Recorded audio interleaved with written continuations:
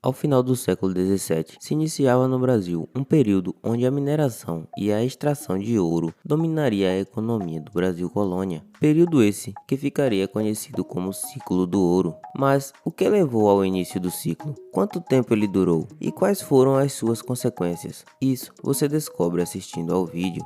Se você curte esse tipo de conteúdo, já se inscreve no canal para não ficar de fora das próximas novidades.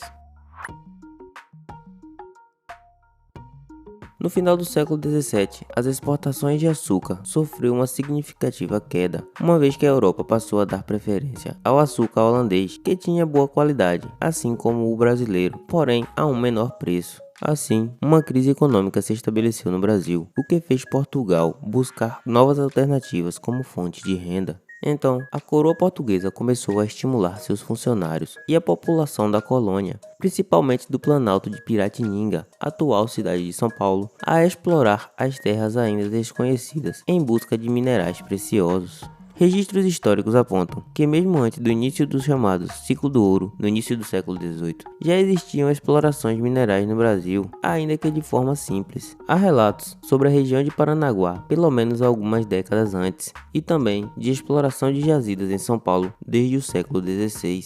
A procura pelos minerais preciosos foi árdua e custou inúmeras vidas de exploradores. Um dos bandeirantes que mais se destacou nesse período foi Fernão Dias Paz Leme, que morreu em 1681 à procura de esmeraldas e prata. Foi com as descobertas na região de Minas Gerais, no fim do século XVII, que o ouro passou a ser o principal produto extraído da então colônia portuguesa, tomando assim o lugar da cana-de-açúcar.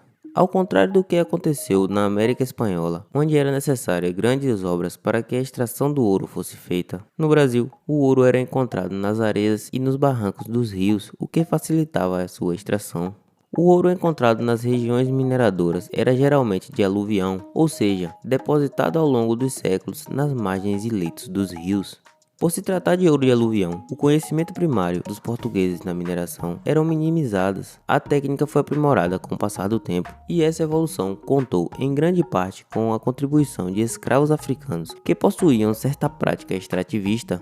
Não demorou e a notícia da descoberta já havia se espalhado. Isso fez com que uma quantidade enorme de aventureiros se mudassem para as regiões onde o material havia sido encontrado. Esses aventureiros, em sua maioria vindos de Portugal e de outras regiões do Brasil, passaram a se chamar de emboabas.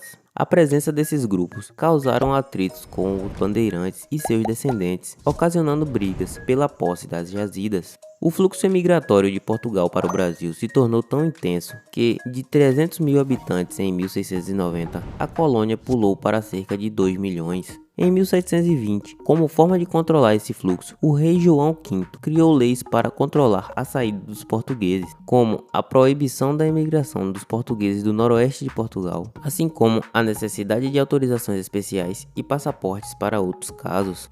Por conta do alto número de pessoas nos povoados que se formaram, os crimes aumentaram muito e imperava a lei do mais forte.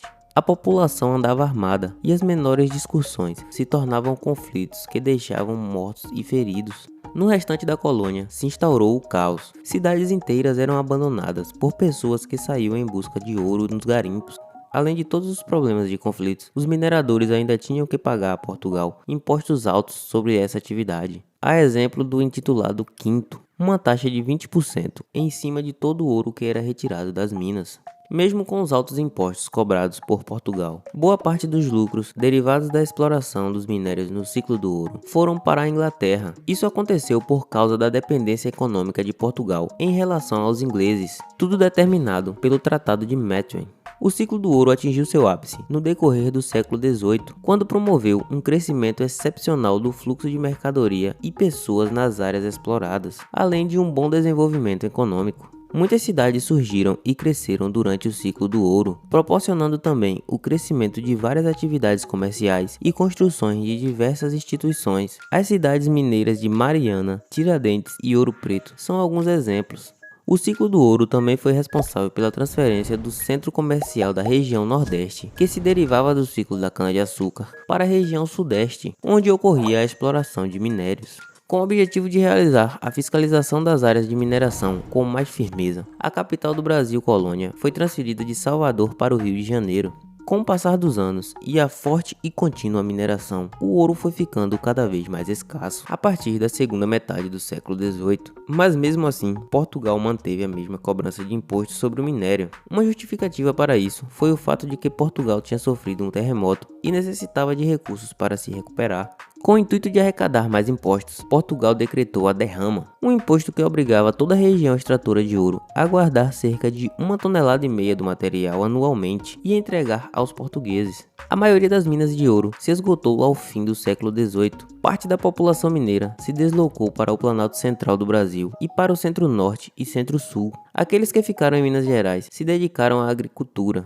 Nessa época, houve um impulso para a cultura do algodão, com produção no Maranhão, Pernambuco e na Bahia, destinados à exportação. A cultura da cana-de-açúcar, que não foi totalmente abandonada durante o ciclo da mineração, ganhou um novo impulso, em particular no Nordeste do Rio de Janeiro. Contudo, nenhum desses foi tão grande e importante quanto o ouro havia sido. Durante o período colonial, sempre houve um grande produto que era o centro da economia. Após o fim do ciclo do ouro, faltava ao Brasil um grande produto para preencher a lacuna deixada pelos materiais preciosos. Esse vácuo gerou uma crise econômica que durou até o início do ciclo do café, em meados do século XIX. E aí, curtiu esse breve resumo sobre o ciclo do ouro? Então já deixa aquele joinha para ajudar o canal e se inscreve também para não perder os próximos vídeos. E até a próxima!